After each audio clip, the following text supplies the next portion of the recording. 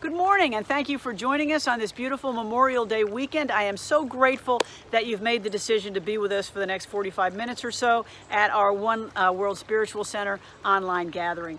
I hope you're having a wonderful Memorial Day. I am. How can I help it? I am back in this beautiful backyard. I hope as you watch, you can get a sense of the birds and the butterflies and the life and the beauty that is all around me in this spot. It's funny, I was watching a video from a couple weeks ago, and I didn't see it at the time, but I saw that there was a squirrel behind me drinking out of the fountain. I love this place. It is just so full of life and creation and beauty. So I hope you can get some sense of that as you watch the video. We have a great gathering for you today. We are going to hear some wonderful One World music. We get the chance to learn a little bit about what our kids are doing and bless our kids. We get the opportunity to join our hearts and our energies together in support of each other and of our greater world. I don't care if you call it prayer, if you call it just sharing energy, it really doesn't matter. We just sit and hold each other in our light and in our love and send that out to the wider universe. The talk today, we are winding up our series on your 12 steps.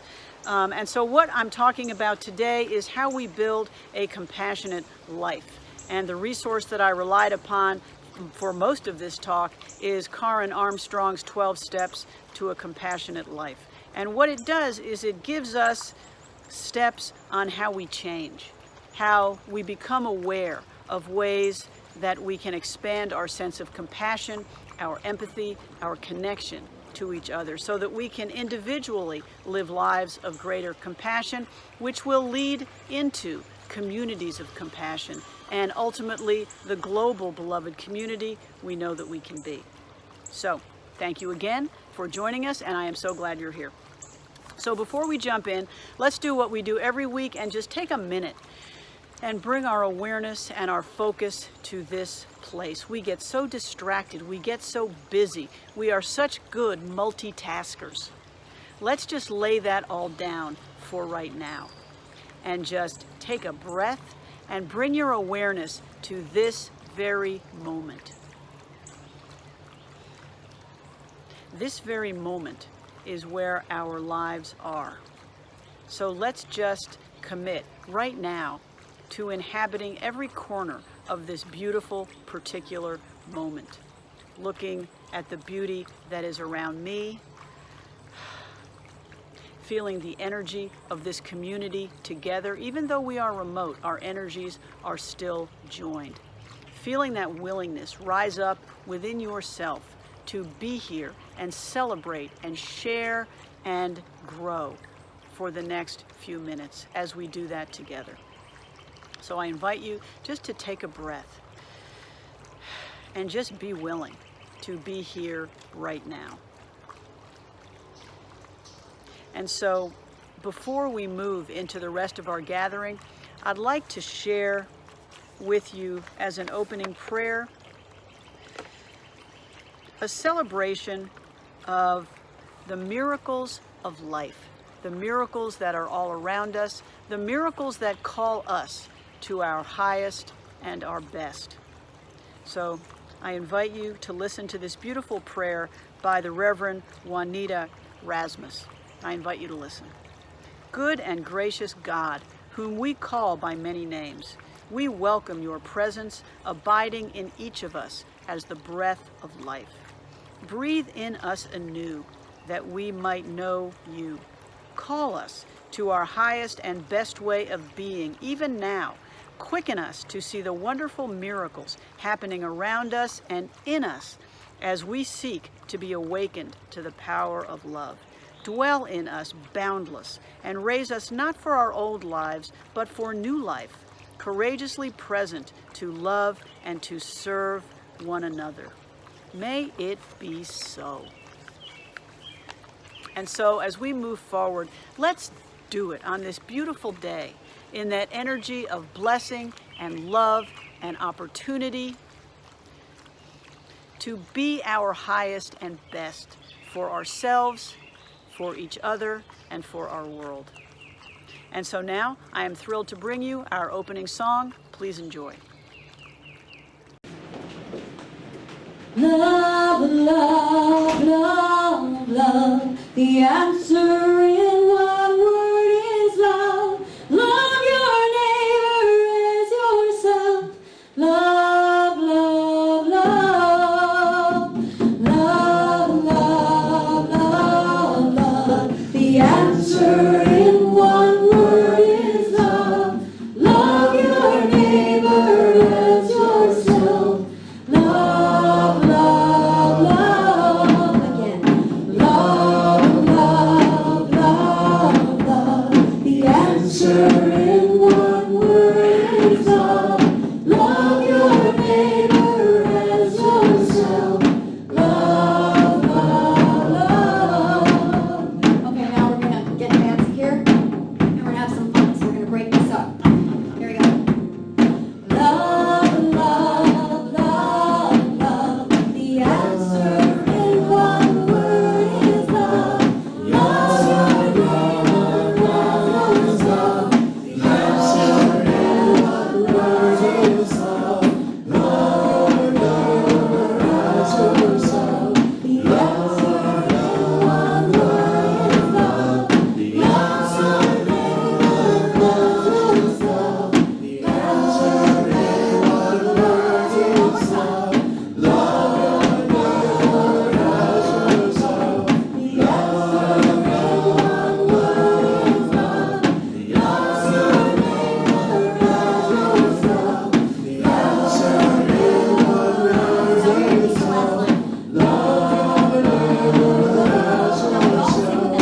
Love, love, love. Last one, one more time. Love,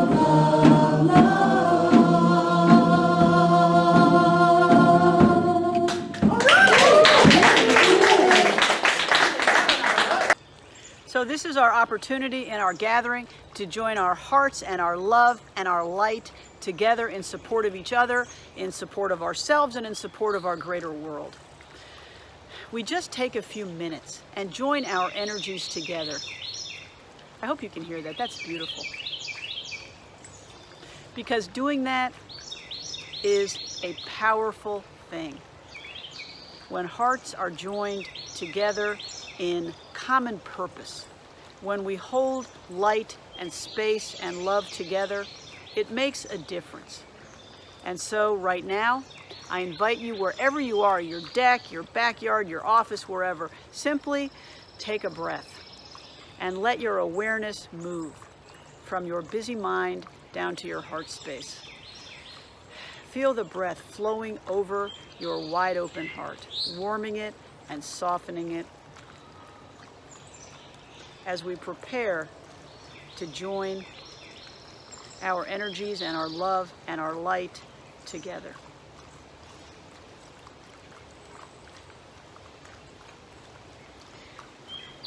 Sweet Spirit, Mother, Father, God, we are so grateful for this right now. We come together in love and joy to learn and grow, to serve each other, to create a better world for all our beloved, for all beings. We are grateful for the opportunity we have to be here right now, to use our gifts, our joy, our creativity, our wisdom, all that we are, in service to each other, in service to a greater humanity, in service to a vision of all that we can be. We are grateful, we are willing, and we say yes. And so it is. And together we say, Amen. We do have a specific request today. Our friend Linda has a friend, her friend is Frances, who is anticipating a lengthy and complex surgery. So we are going to hold Frances in our hearts and Frances's wife Lee and all their beloved who are going through this challenge together. And when we do that, let's widen the circle to include all those we know who are facing health challenges, all those who are fearful, all who are suffering, and hold them in our hearts and in our light as well. Loving Creator, we hold in our hearts Francis for his upcoming surgery, and we see him well. We send our light and our love to him, to Lee, to all their beloved family and friends who travel with Francis through this challenge. We see him uplifted, we see his surgery going well, and we see his recovery to be full and speedy. And we widen the circle to include all those, known to us and not known to us, who are suffering, who are sick, who live in fear, who live in want, who cannot see over that next horizon. May they be uplifted. May they be renewed and protected and well. May their minds and their hearts be at peace as they rest in the light and the love of the universal love that flows and showers on us all. And so it is. And together we say, Amen.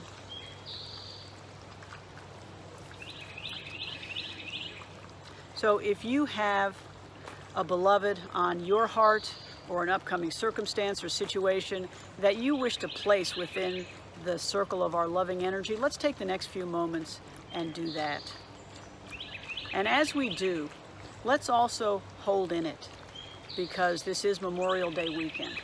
Let's hold in our hearts and in our light all those who gave their lives in service for our country, and all those who did the same around the world, no matter for whom they did it.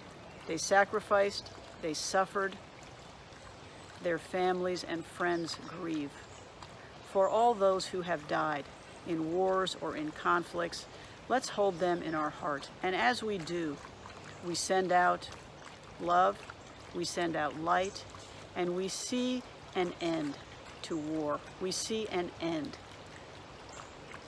to needless suffering and violence and pain. So let's take a moment and sit with these thoughts in our awareness.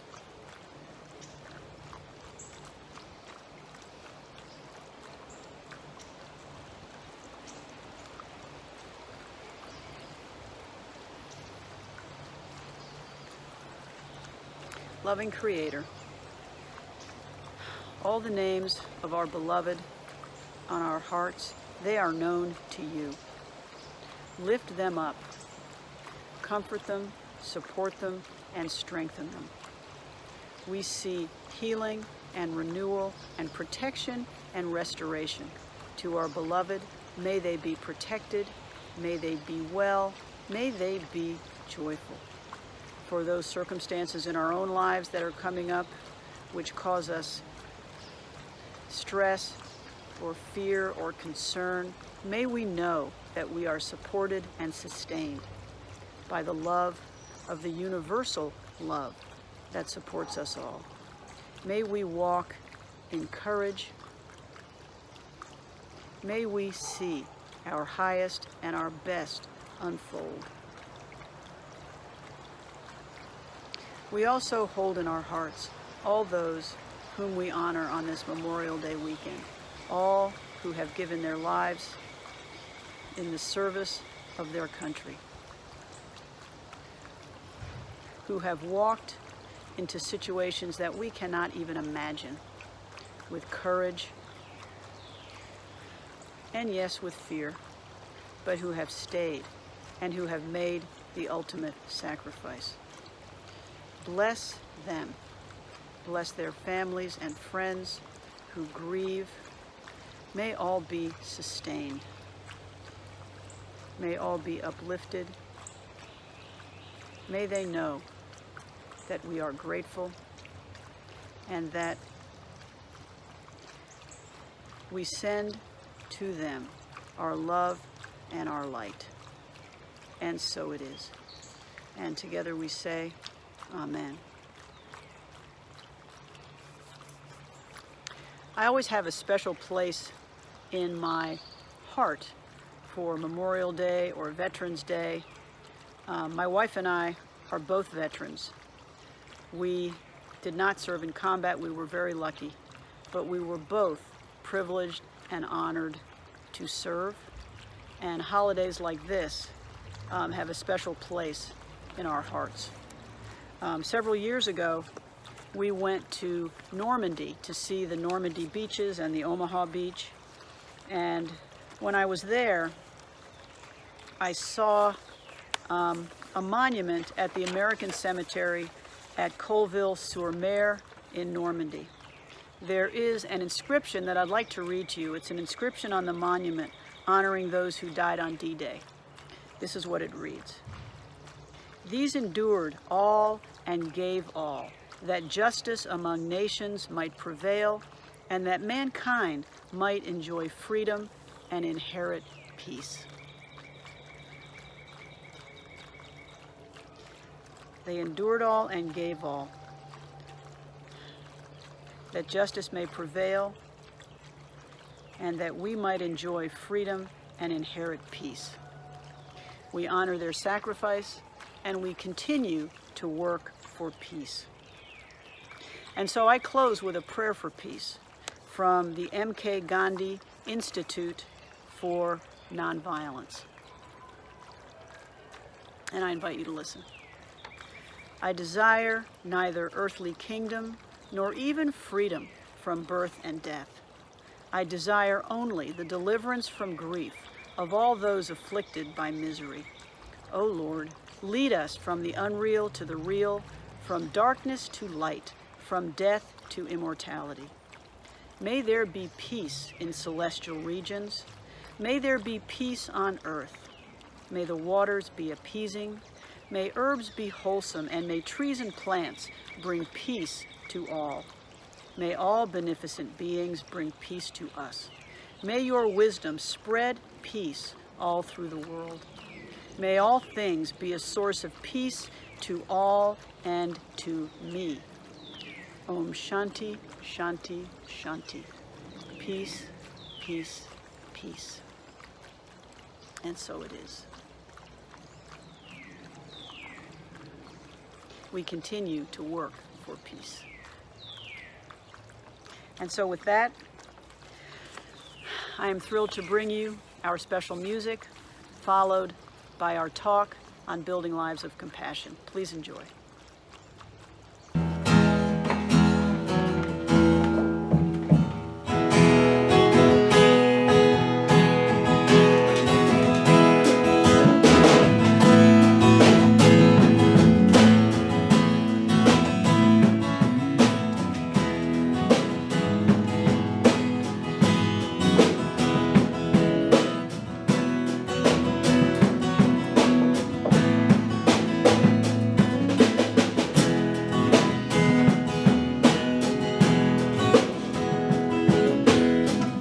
Your soul feels a passion rises up in the magic when your joy overflows and you feel with compassion.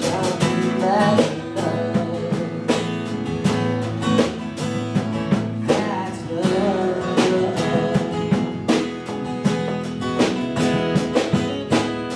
What you see and what you learn, that's not the ultimate concern.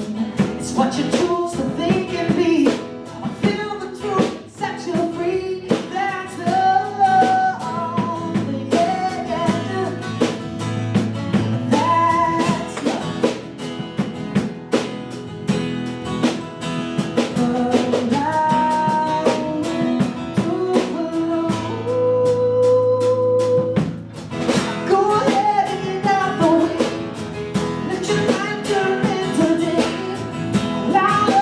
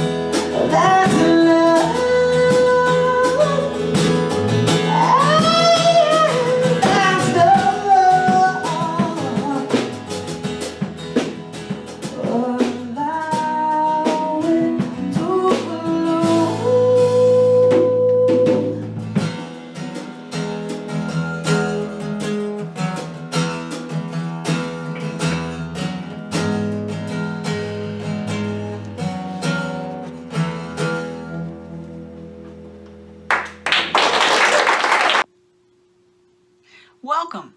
I hope you're having a wonderful Memorial Day weekend. This weekend, we are just embracing the opportunity we have as we get out of COVID to get together with family and friends, to take off our masks, to hug each other, just to sit around a table. These are simple joys that we once took for granted and that we no longer do. I don't know about you, but I never will again. This weekend, we honor the men and women who gave, as President Lincoln so memorably said, the last full measure of devotion for their country. They did it so that we can do all the things we're doing this weekend: gather, celebrate, be together in freedom and in safety. And we honor their sacrifice, and we are so grateful.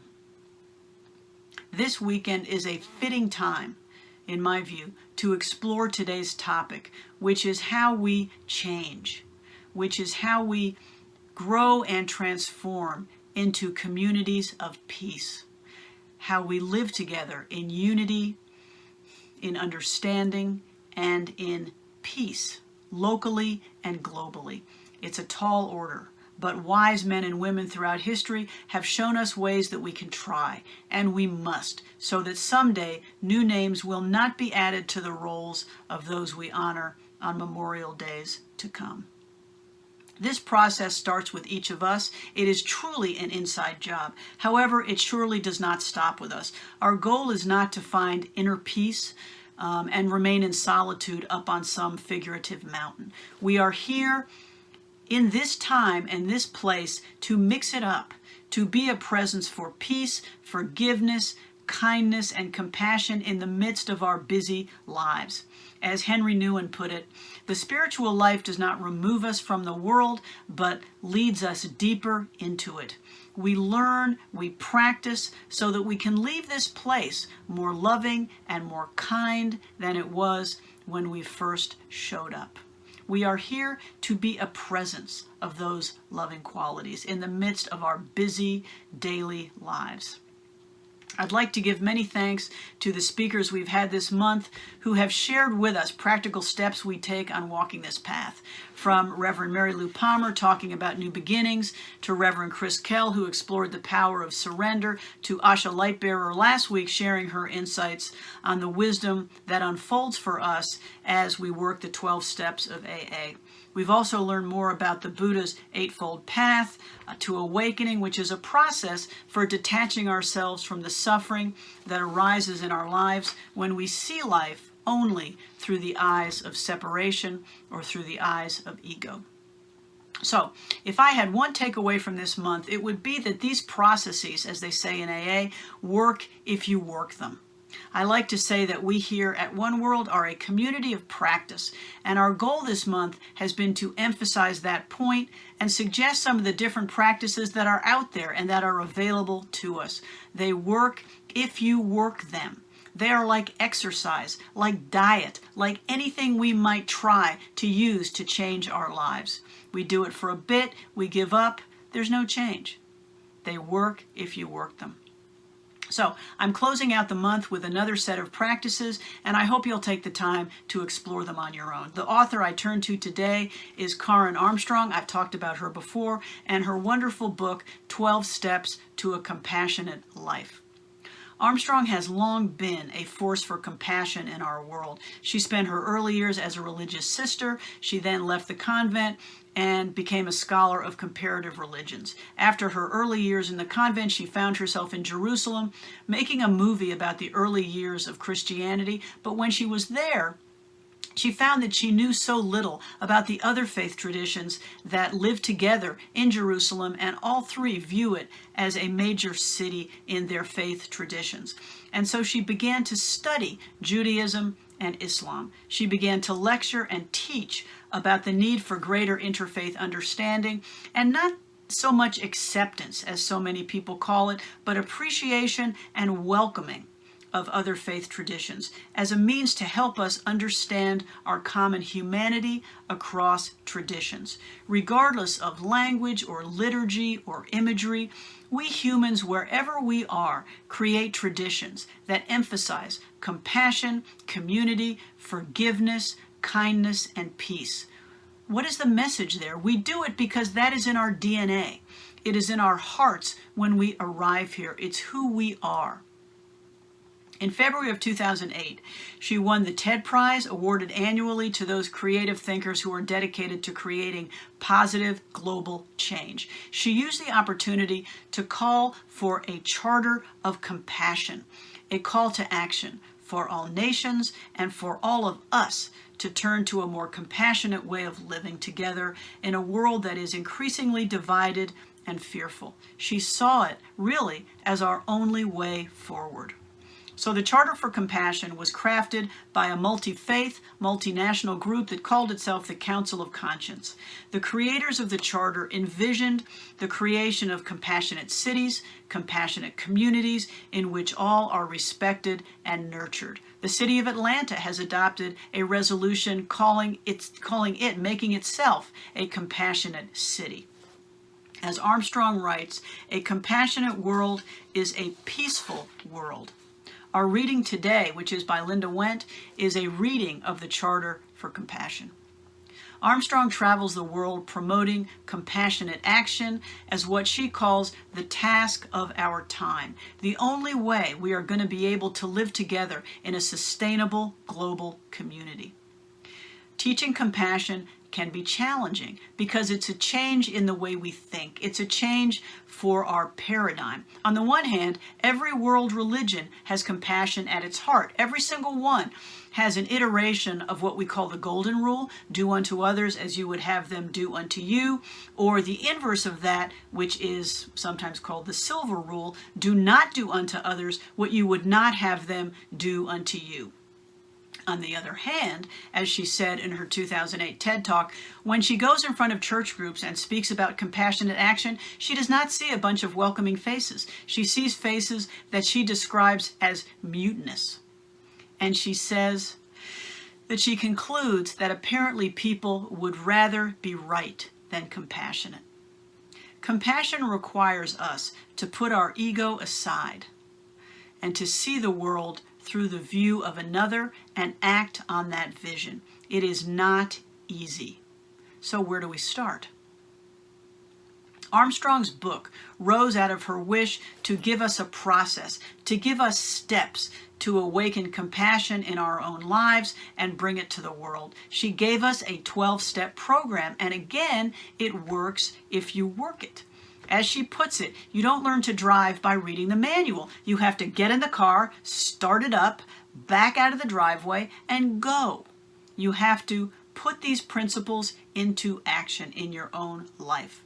So today I'd like to share with you her 12 steps for a compassionate life. Take a look at this resource if you have the time.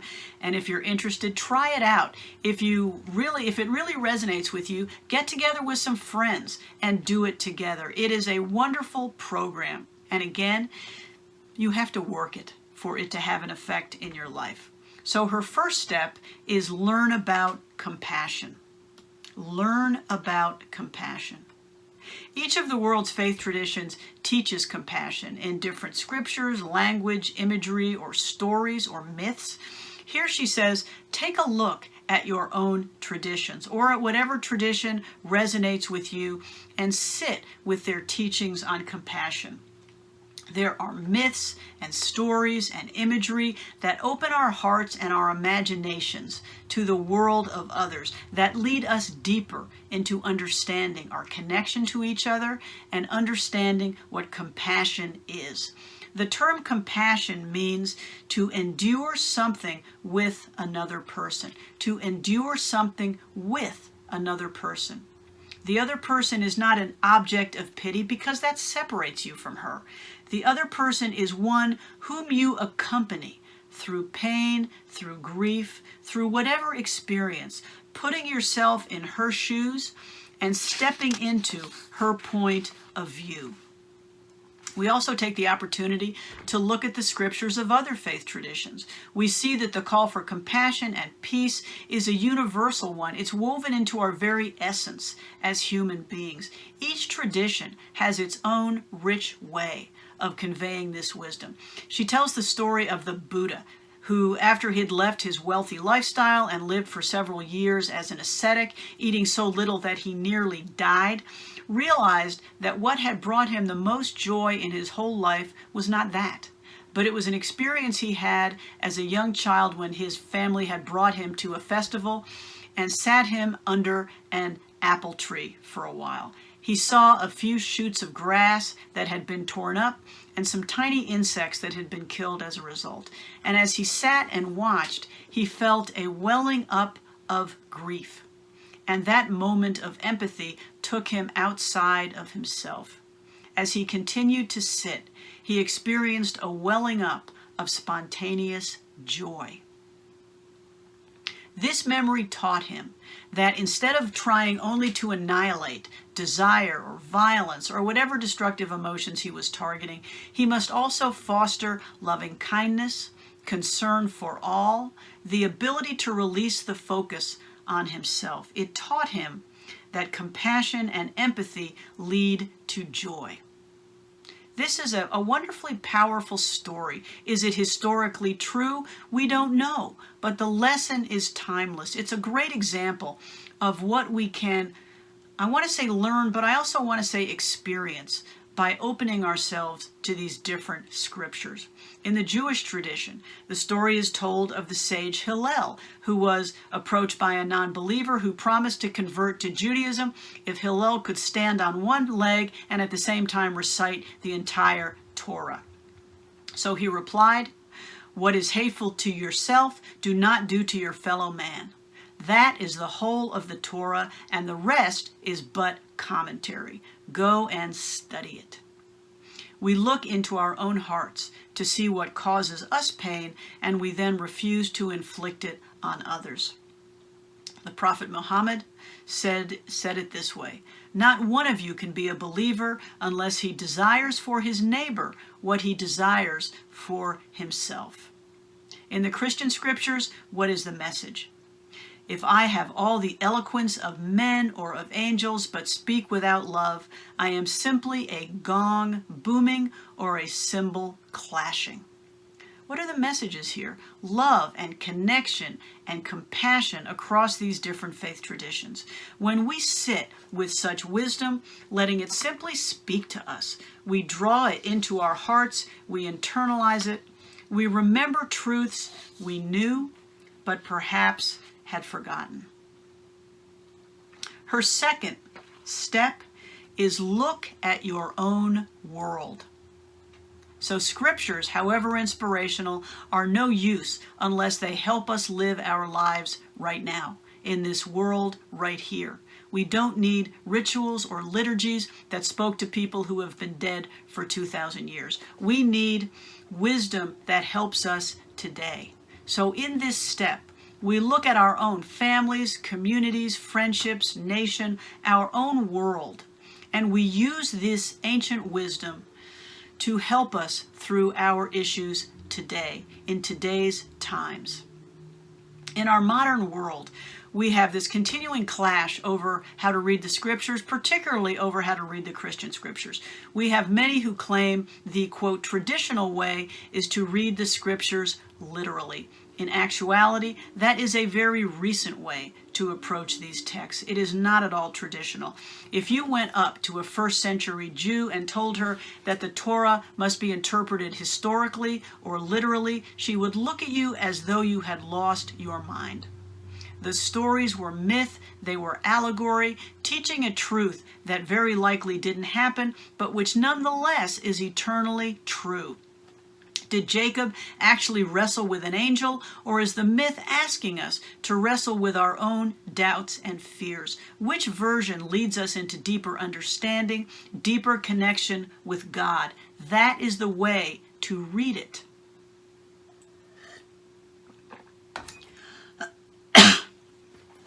Armstrong writes that St. Augustine, the formational Christian theologian, insisted that Scripture taught only charity. Think about this. This is a mind-bending thought. She writes, whatever the biblical author may have intended, any passage that seems to preach hatred and was not conducive to love must be interpreted allegorically and made to speak of love. That is an amazing notion. How can that open up the Bible to exploration, interpretation, and application in our own lives.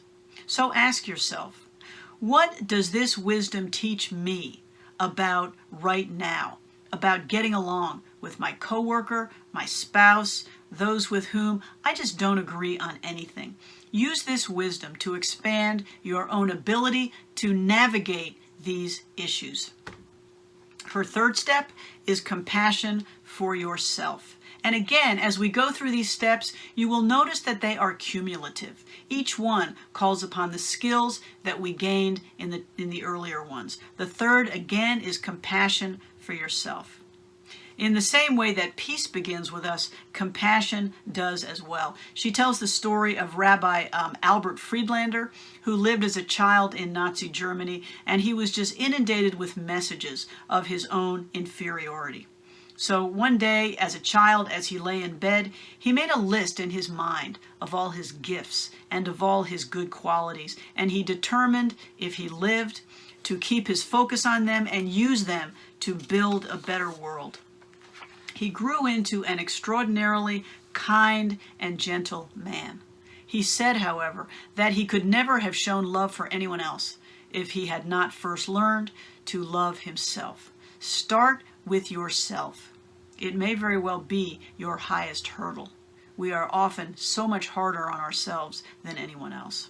This step calls for self-awareness and clarity in much the same way as step 4 of the AA program, which calls for a searching and fearless moral inventory.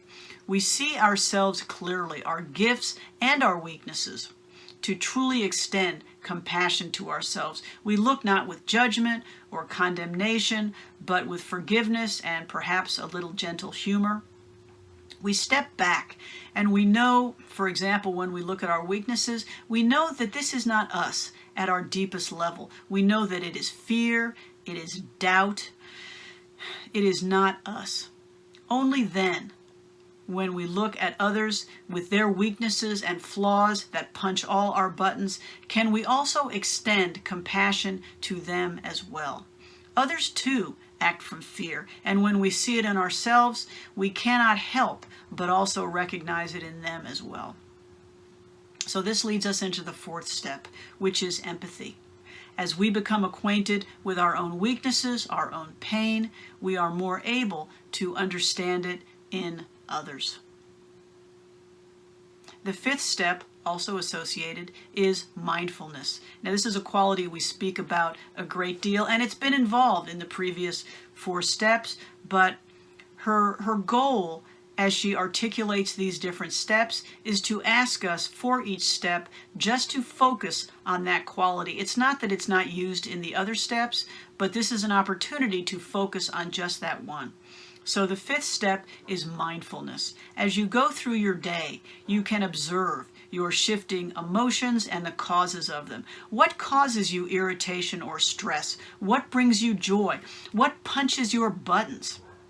You become more able to direct your thoughts, releasing the stress and choosing to return to what brings you back into balance, to what gives you joy in this very moment. As you learn more about your own responses to the incoming stream of life, so you are able to understand more about others. So now we move into action, the necessary next step. Here, we bring our awareness to applying the lessons learned to our dealings with each other. My daughter Catherine taught me a lesson on this the other day. I was in a very bad mood from something which I'm sure was hugely important, but now which I've completely forgotten. And it apparently was spilling over into my interactions with the kids. Finally, she had just had enough. And she said, "Mom, do you know what my teacher taught me? When you're in a bad mood, don't take it out on others." She was obviously a master of this step. As Armstrong puts it, shield others from your destructive tendencies and try to lighten their lives with acts of friendship. But there are times we don't feel it. So what do we do then? It's amazing how the actions we take lead to changes in how we feel. It was C.S. Lewis who said, "Do not waste time bothering whether you love your neighbor. Act as if you did." As soon as we do this, we find one of the great secrets. When you are behaving as if you loved someone, you will presently come to love him. Step out and put these principles into action. The 7th step is one which so resonates with me. She calls it how little we know. How little we know. We tend to be such snap experts. We tend to have opinions on everything. We know so much about stuff. In this step, we examine our assumptions, our judgments, our snap decisions about people, about events, and we examine in detail what we actually know about it. If you're like me, that is probably lots less than you think. Are you making room for more information? Are you willing to enter into another's viewpoint based on facts that you learn? Or are you sticking with what you already believe or what you know, come hell or high water, regardless of the facts? Again, this is an exercise to help us enter into another's viewpoint, to, as she puts it, make place for the other. We find out how little we know. The next step, the 8th, flows into the 7th step actually flows into the next one, which focuses our awareness on dialogue. She calls it, how should we speak to one another? So all too often, we don't discuss. What we do instead is we engage in serial monologues. I wait, often impatiently, for you to finish talking until I can jump in with my brilliant observations, which I've been formulating in my mind while I have been waiting for you to stop talking. I have not been, however, listening. This step encourages us to remember we may not know and to listen with respect and openness to the other. If they seem fearful, there is a reason why, and we have the opportunity to extend understanding and empathy to them instead of judgment. So often we feel personally attacked when our viewpoint is questioned. Why? Can we remove our ego from these discussions? What happens when we do? How does the quality of that interaction change? Her next step, the 9th step, is concern for everybody. Here, we take a step out of our tendency to limit our care and concern to those we know, those who look like us, those who believe like us. The Quran teaches, behold, I have created you all out of a male and a female and have formed you into tribes and nations so that you may get to know one another.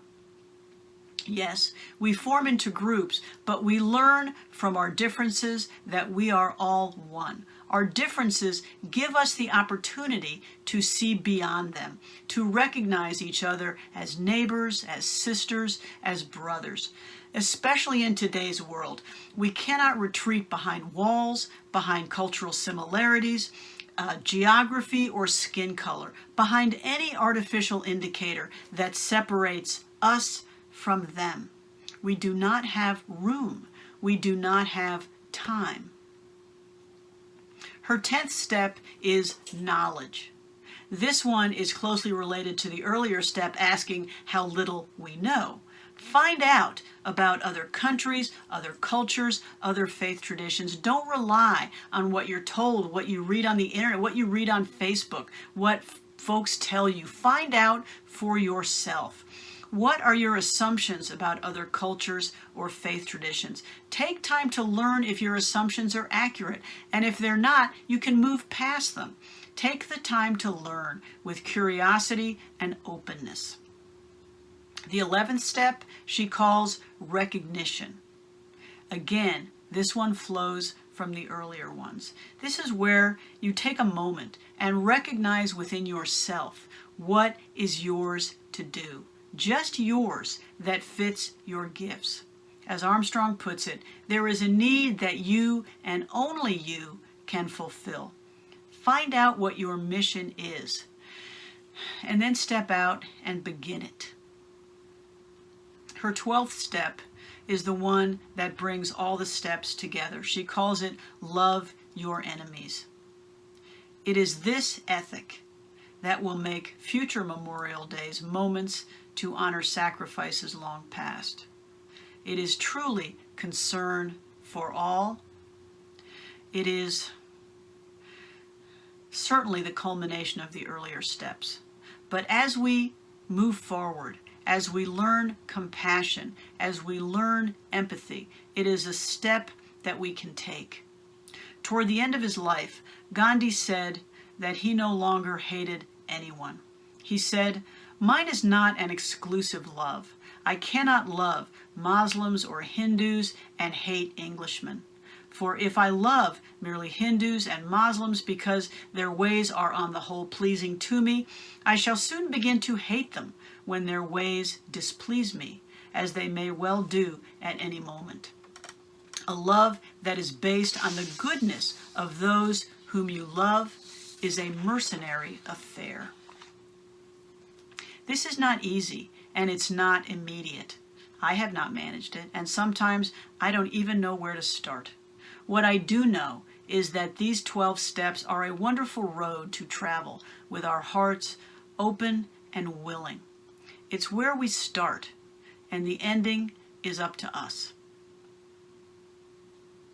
So, thank you so much for listening, and I'd like to close with a reading by Linda Wendt of the Charter for Compassion. Good morning. Today I'm going to read to you from the Charter of Compassion. So the Charter for Compassion began in 2008 with the submission of thousands from over 100 countries. Working with a website set up for this purpose, they added their vision to what exactly should be included in this global affirmation of community and peace. In 2009, a multi-faith group of religious scholars and other leaders met in Vevey, Switzerland to review this input from seekers around the world. And from their voices, they crafted the final charter. I'd like to share their call to action, our call to action, with you. So here is a Charter for Compassion. There's really 4 parts to this charter. So first, the principle of compassion. The principle of compassion lies at the heart of all religious, ethical, and spiritual traditions, calling us always to treat all others as we wish to be treated ourselves. Compassion impels us to work tirelessly to alleviate the suffering of our fellow creatures, to dethrone ourselves from the center of our world and put another there, and to honor the inviolable sanctity of every single human being, treating everybody without exception with absolute justice, equity, and respect. Second, it is also necessary in both public and private life to refrain consistently and empathically from inflicting pain. To act or speak violently out of spite, chauvinism, or self-interest to impoverish, exploit, or deny basic rights to anybody, and to incite hatred by denigrating others, even our enemies, is a denial of our common humanity. We acknowledge that we have failed to live compassionately, and that some have even increased the sum of human misery in the name of religion. Third, we therefore call upon all men and all women to restore compassion to the center of morality and religion, to return to the ancient principle that any interpretation of Scripture that breeds violence, hatred, or disdain is illegitimate, to ensure that youth are given accurate and respectful information about other traditions, religions, and cultures, to encourage a positive appreciation of cultural and religious diversity, to cultivate an informed empathy with the suffering of all human beings, even those regarded as enemies. And fourth, we urgently need to make compassion a clear, luminous, and dynamic force in our polarized world. Rooted in a principled determination to transcend selfishness, compassion can break down political, dogmatic, ideological and religious boundaries. Born of our deep interdependence, compassion is essential to human relationships and to a fulfilled humanity. It is the path to enlightenment and indispensable to the creation of a just economy and a peaceful global community.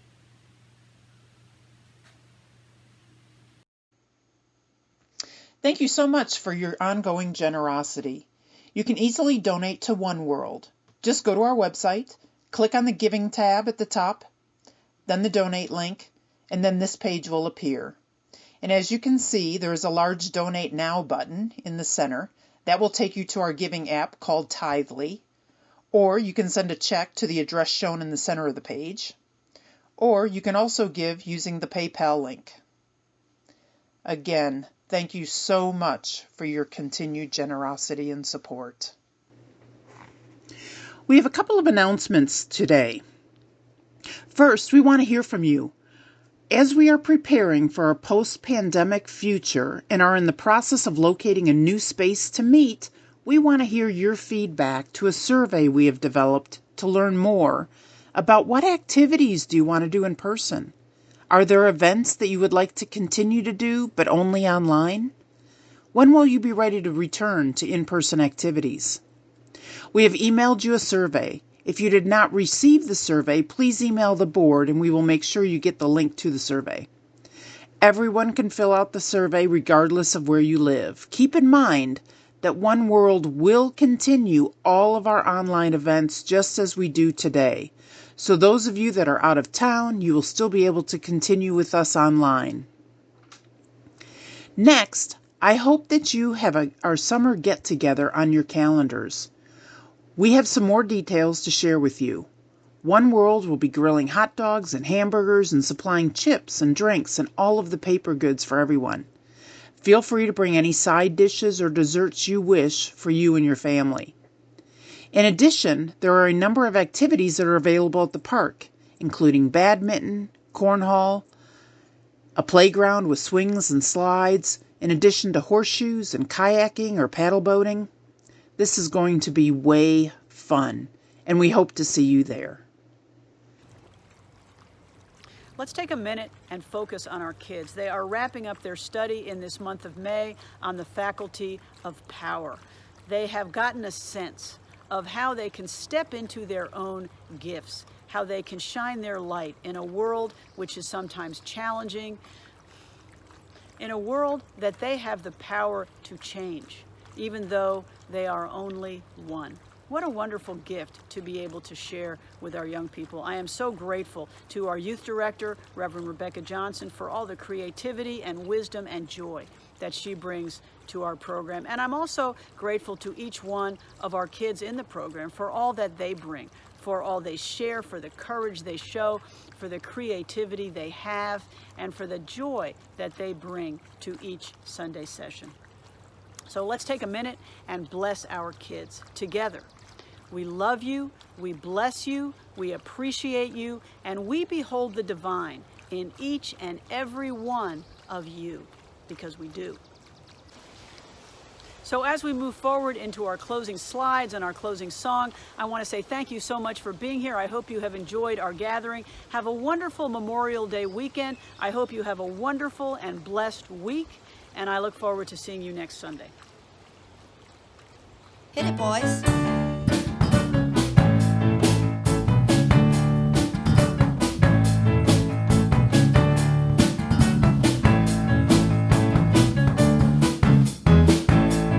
Let there be peace.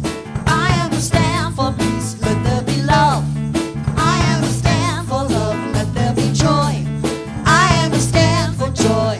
We are making a new world now. Let there be peace. Peace. I understand for peace. Let there be love. Love. I understand for love. Let there be joy. Joy. I understand for joy. We are making a new world now. We are making a new world now. We are making a new world now. All right. Have a great week, everybody, and we will see you next time, same place, same time.